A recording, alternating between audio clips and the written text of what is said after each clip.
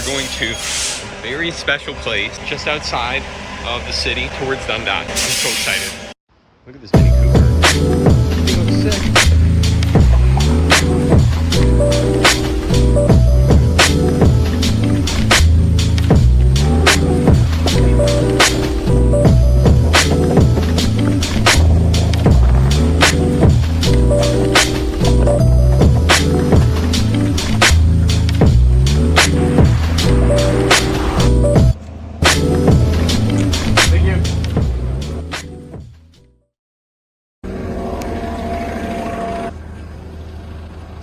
Google Maps is telling me to go one way, but I could turn here.